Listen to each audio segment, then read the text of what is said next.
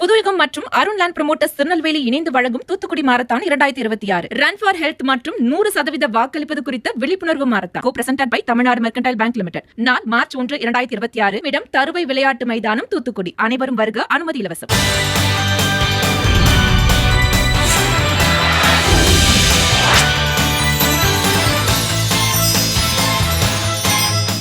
அறிவோம் ஆரோக்கியம் நேயர்கள் அனைவருக்கும் அன்பான வணக்கங்கள். நான் ஸ்ரீவர்மா மருத்துவமனையின் மகளிர் சிறப்பு மருத்துவர் ஜெயரூபா. இந்த நாள் இனிய நாளாகவே என்னுடைய மனமார்ந்த வாழ்த்துக்களும் பிரார்த்தனைகளும். மெனோபாஸ் அப்படிங்கிறது ஒரு குறிப்பிட்ட காலகட்டத்தில் உண்டாகுது. ஒரு 45 வயதுலேருந்து 55 வயதுக்குள்ளே இந்திய பெண்களுக்கு மெனோபாஸ் உண்டாகுது. பட் இந்த காலகட்டத்தில் உடல் அளவுலையும் மனதளவுலையும் நிறைய பாதிப்புகளை சந்திக்கிறாங்க. ஸோ மெனோபாஸ் அப்படிங்கிறதே நம்ம உடம்புல ஈஸ்ட்ரோஜனுங்கிற ஒரு ஹார்மோனோட அளவு குறைஞ்சி போயிடுது அப்படிங்கிற மாதிரியான ஒரு நிலையில் நிறைய பேர் ஹார்மோன் ரீப்ளேஸ்மெண்ட் தெரப்பிலாம் எடுத்துக்கிறாங்க. ஸோ அந்த மாதிரி ஹார்மோன்ஸை எக்ஸ்டர்னலாக உள்ளே போடும் பொழுது நிறைய பாதிப்புகளையும் சந்திக்கிறாங்க.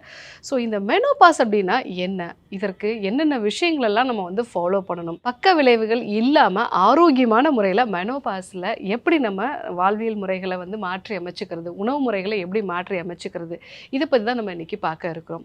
ஸோ மெனோபாஸ் அப்படிங்கிறது இந்திய பெண்களுக்கு ஒரு 45லேருந்து 55 வயதுக்குள்ளே உண்டாகக்கூடிய ஒரு நிலை இருக்கும். ஸோ தொடர்ந்து ஒரு வருஷம் உங்களுக்கு பீரியட்ஸ் வரலை அப்படின்னா அதை மெனோபாஸ்ன்னு நம்ம சொல்லலாம். ஆனால் பீரியட்ஸ் மட்டும் இதில் ப்ராப்ளமாக இருக்காது.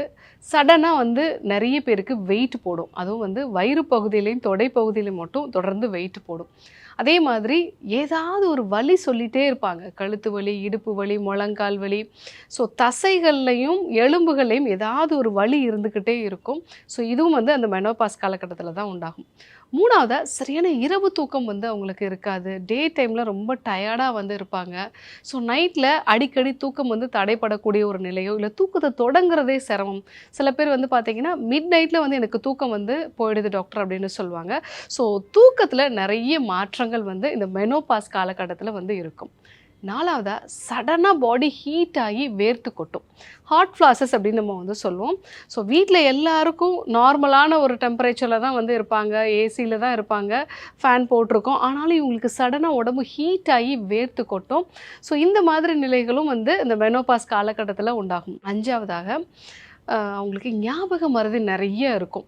ஸோ இதுக்கு முன்னாடி இருந்ததை விட இப்போ அவங்களுடைய மூளை செயல்பாடுகளில் நிறைய மாற்றங்கள் இருக்கிறதுனால ஒரு சில விஷயங்களை கரெக்டாக ஞாபகம் வச்சுக்கிறது. ஸோ சாப்பாட்டில் உப்பு போட்டோமா இல்லையா, இல்லை ஒரு குறிப்பிட்ட ஒரு சாவி எங்கே வச்சோம், இந்த மாதிரி சின்ன சின்ன விஷயங்களில் ஒரு கவனக்குறைவு இருந்துகிட்டே இருக்கும்.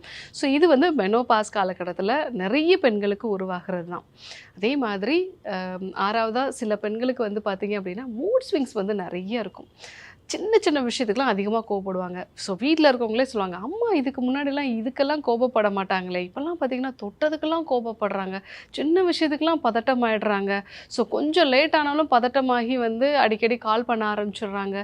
சின்ன சின்ன விஷயத்துக்கெலாம் இப்போ நிறைய கோபமும் படுறாங்க, பதட்டப்படுறாங்க, வருத்தப்படுறாங்க. ஸோ இப்படி மூட் ஸ்விங்ஸ் நிறைய இருக்கிறத பார்க்கலாம். ஸோ இந்த மாதிரியான அறிகுறிகள்லாம் எதனால் உண்டாகுது அப்படின்னு பார்த்தீங்கன்னா வெறும் ஈஸ்ட்ரோஜன் நம்ம பாடியில் குறையிறதுனால மட்டும் கிடையாது. நம்ம பாடியில் ப்ரொஜெஸ்ட்ரான்கிற ஹார்மோனும் குறையும். அதே மாதிரி டெஸ்டோஸ்டிரான்கிற ஒரு ஹார்மோனும் குறையும். ஸோ மிக முக்கியமாக இன்றைக்கெலாம் பார்த்தீங்க அப்படின்னா 30 வயதுகளிலே நிறைய பேருக்கு சுகர் பிரச்சனை வந்துடுது. ஆல்ரெடி சுகர் பிரச்சனை இருக்கிறவங்க இல்லை ப்ரீ டயபெட்டிக் கண்டிஷனில் அந்த காலகட்டத்தில் தான் அவங்களுக்கு HbA1c ஒரு 6லேருந்து 6.2 அந்த மாதிரியெல்லாம் சேஞ்ச் ஆகும். ஸோ இந்த மாதிரி ஒரு ப்ரீ டயபெட்டிக் கண்டிஷனில் இருக்காங்க அப்படின்னா அவங்களுக்கு இந்த மெனோபாஸோட சிம்டம்ஸ் இன்னும் சிவியராக தெரியும். ஏன்னா இன்சுலின் ரெசிஸ்டன்ஸ் அந்த ஹார்மோனல் இம்பேலன்ஸை இன்னும் அதிகப்படுத்தும். ஸோ இதை எப்படி சமாளிக்கிறது? ஏன்னா நிறைய பேர் ப்ரொஜெஸ்ட்ரானுக்காகவோ இல்லை ஈஸ்ட்ரோஜனுக்காகவோ நான் டேப்லெட் எடுத்துக்கிறேன் டாக்டர் அப்படின்னு சொல்லுவாங்க.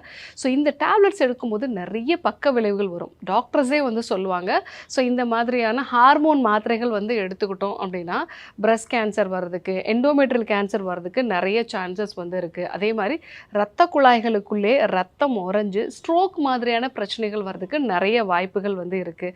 ஸோ அதே மாதிரி அவங்களுடைய போன் ஈஸியாக அவங்களுக்கு உடையக்கூடிய ஒரு தன்மை உண்டாகும். நிறைய பேருக்கு பித்தப்பையில் கற்கள் உண்டாகிறது. இந்த மாத்திரைகள் எடுத்துக்கிறதுனாலே ஒரு பதட்டம் உண்டாகிறது, ஆன்சைட்டி உண்டாகிறது. ஸோ இந்த மாதிரி நிறைய பக்க விளைவுகள் அந்த மெனோபாஸ் காலகட்டத்தில் உண்டாகக்கூடிய பிரச்சனைகளுக்கு, ஹார்ட் ஃப்ளாஷஸ்க்கோ இல்லை மூட் ஸ்விங்ஸ்க்கோ. ஸோ இந்த மாதிரியான காலகட்டத்தில் ஹார்மோன்ஸை மாத்திரைகளாக நம்ம வந்து எடுத்துக்கிட்டோம் அப்படின்னா நிறைய பக்க விளைவுகள் இருக்கிறத பார்க்குறோம். ஸோ அந்த மாத்திரைகளை வந்து அவாய்ட் பண்ணிவிட்டு அதற்கேற்ற மாதிரி வேறு சில நம்ம நேச்சுரலாக என்னென்ன விஷயங்களெல்லாம் ஃபாலோ பண்ணலாம் அப்படிங்கிறத நம்ம பார்க்கலாம். ஸோ முதல் விஷயம் நீங்கள் என்ன பண்ணணும் அப்படின்னா, நான் ஆல்ரெடி சொன்னேன், இன்சுலினோட ரெசிஸ்டன்ஸ் உங்களுக்கு இருக்குது அப்படின்னா ஈஸியாக மெனோபாஸோட சிம்டம்ஸ் வந்து உங்களுக்கு அதிகமாக வந்து காமிக்கும். அப்போது இன்சுலினோட சென்சிட்டிவிட்டியை கரெக்டாக பேலன்ஸ்டாக வந்து கொண்டு வரணும். ஸோ இந்த காலகட்டத்தில் அதிகமாக எண்ணெயில் பொரிச்ச உணவுகள், அதே மாதிரி நிறைய கார்போஹைட்ரேட் இருக்கக்கூடிய இட்லி, தோசை, சப்பாத்தி இந்த மாதிரியான உணவுப் பொருட்களை தொடர்ந்து எடுத்துக்கிறது, இதெல்லாம் கொஞ்சம் நம்ம வந்து அவாய்ட் பண்ணணும்.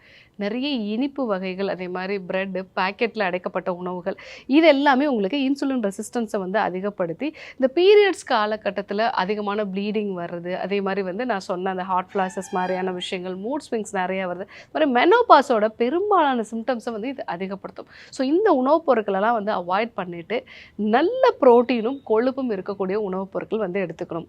ஸோ ரெகுலராக நம்ம வந்து வேக வச்ச பயறு வகைகள் வந்து எடுத்துக்கிறது, நாட்டுக்கோழி முட்டை வந்து எடுத்துக்கிறது, அதே மாதிரி நட்ஸ் வகைகள் வந்து எடுத்துக்கிறது, இதெல்லாம் நம்ம ரெகுலரான ஃபுட்டில் வந்து சேர்த்துக்க வேண்டியது அவசியம். ஸோ ரெண்டாவதா நமக்கு வைட்டமின் டி வந்து கண்டிப்பாக தேவை. இந்த காலகட்டத்தில் நிறைய பேருக்கு, முக்கியமாக இந்த மெனோபாஸ் காலகட்டத்தில் நிறைய பேருக்கு இர்ரெகுலர் பீரியட்ஸோ இல்லை வந்து ஃபைப்ராய்ட்ஸ் பிரச்சனைன்னு வரும்பொழுது எல்லாமே வைட்டமின் டி குறைபாடையும் வந்து நம்ம பார்க்குறோம்.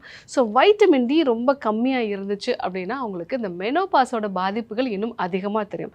ஸோ அப்போது நம்ம ரெகுலராக சன்லைட்டில் எக்ஸ்போஷராக வந்து இருக்கிறது, ஸோ வைட்டமின் டி இருக்கிற மாதிரி உணவுப் பொருட்கள், பால் சார்ந்த உணவுப் பொருட்கள் வந்து நம்ம எடுத்துக்கலாம். ஸோ அதே மாதிரி மஷ்ரூம் வந்து எடுத்துக்கலாம், காளான் மாதிரியான உணவுப் பொருட்கள், இதெல்லாம் நம்ம வந்து எடுத்துக்கிட்டு வைட்டமின் டி நம்ம உடம்புல கரெக்டாக இருக்கிற மாதிரி பார்த்துக்கணும். ஸோ அப்போ தான் இந்த காலகட்டத்தில் ஸோ சாதாரண கட்டிகள் புற்றுநோய் கட்டிகளாக மாறாமல் நம்ம ஓரளவுக்கு வந்து தடுத்துக்க முடியும். ஸோ மூணாவதாக நமக்கு ப்ரொஜெஸ்ட்ரானும் அதே மாதிரி வந்து ஈஸ்ட்ரோஜனும் கிடைக்கக்கூடிய உணவுப் பொருட்களை வந்து எடுத்துக்கணும். அது என்னென்ன உணவுப் பொருட்கள் அப்படின்னா, எள்ளு வந்து எடுத்துக்கலாம், கருப்பு எள்ளு ஊற வச்சு எடுத்துக்கலாம். ஸோ இதில் வந்து ஃபைட்டோ ஈஸ்ட்ரோஜன் வந்து உண்டு. அதே மாதிரி சதாவரி கிரானுவல்ஸ் வந்து நம்ம எடுத்துக்கலாம். இது வந்து மருத்துவரோட ஆலோசனையோடு இதெல்லாம் நீங்கள் வந்து எடுத்துக்க வேண்டியது அவசியம். ஸோ அதே மாதிரி நம்ம ஃப்ளாக் சீட்ஸு, ஆளி விதைன்னு சொல்லுவோம் இல்லைங்களா, அதுலேயும் வந்து ஈஸ்ட்ரோஜன் கண்டென்ட் வந்து நிறையா இருக்குது. ஸோ அதையும் வந்து நம்ம எடுத்துக்கலாம். ஸோ இது இல்லாமல் ஸ்ட்ரீக்கேர் வகையான கேப்சூல்ஸ் வந்து எடுத்துக்கலாம். ஏன்னா இதில் வந்து நிறைய கோரைக்கிழங்கு, சதாவரி, அமுக்ரா இந்த மாதிரியான கிழங்குகள், மருந்துகள் எல்லாமே சேர்ந்த ஒரு மூலிகை மருந்து தான் ஸ்ட்ரீக்கேர் கேப்சூல்ஸ். இதுவும் வந்து அந்த ஹார்மோனல் இம்பேலன்ஸை வந்து சரி செய்யும். ஸோ இந்த மாதிரி நம்ம எக்ஸ்ட்ரா சப்ளிமெண்ட்ஸாக வந்து நம்ம இந்த காலகட்டத்தில் எடுத்துக்கிட்டோம் அப்படின்னா ஹார்மோன் சம்பந்தமான பிரச்சனைகள் வந்து வராமல் தடுக்கலாம். நாலாவதாக ரெகுலராக சன்லைட்டில் எக்ஸ்போஷர் ஆக வேண்டியது அவசியம். எதுக்காக? ஸோ வைட்டமின் டி கிடைக்கும் அப்படிங்கிறது ஒரு விஷயமா இருந்தால் கூட இந்த காலகட்டத்தில் நம்ம ஹைப்போதலாமஸ்ன்னு சொல்லக்கூடிய மூளையோட பகுதி தான் வந்து இந்த ஹார்மோன்ஸ் எல்லாத்தையுமே வந்து கண்ட்ரோல் பண்ணக்கூடியது. ஸோ இந்த காலகட்டத்தில் இந்த ஹைப்போதலாமஸ் வந்து ரொம்ப சென்சிட்டிவாக வந்து மாற ஆரம்பிச்சிடும்.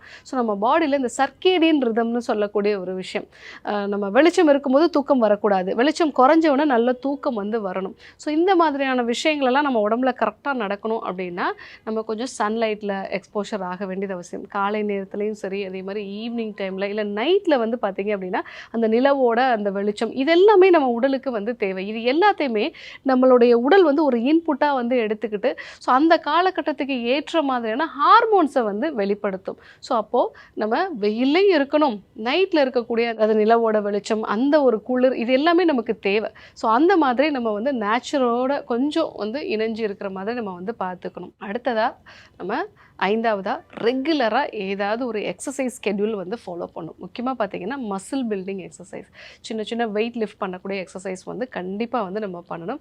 நடைப்பயிற்சியும் யோகா பயிற்சியும் மேற்கொள்ள வேண்டியது அவசியம். இந்த 5 விஷயங்களை நீங்கள் கரெக்டாக ஃபாலோ பண்ணிங்க அப்படின்னா இந்த மெனோபாஸ் காலகட்டத்தில் வரக்கூடிய பாதிப்புகளை வந்து குறைச்சிக்கலாம்.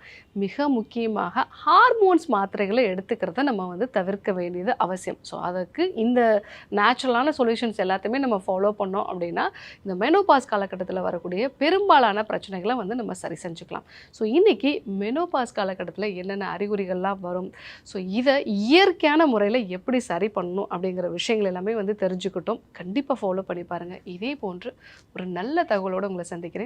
நன்றி, வணக்கம்.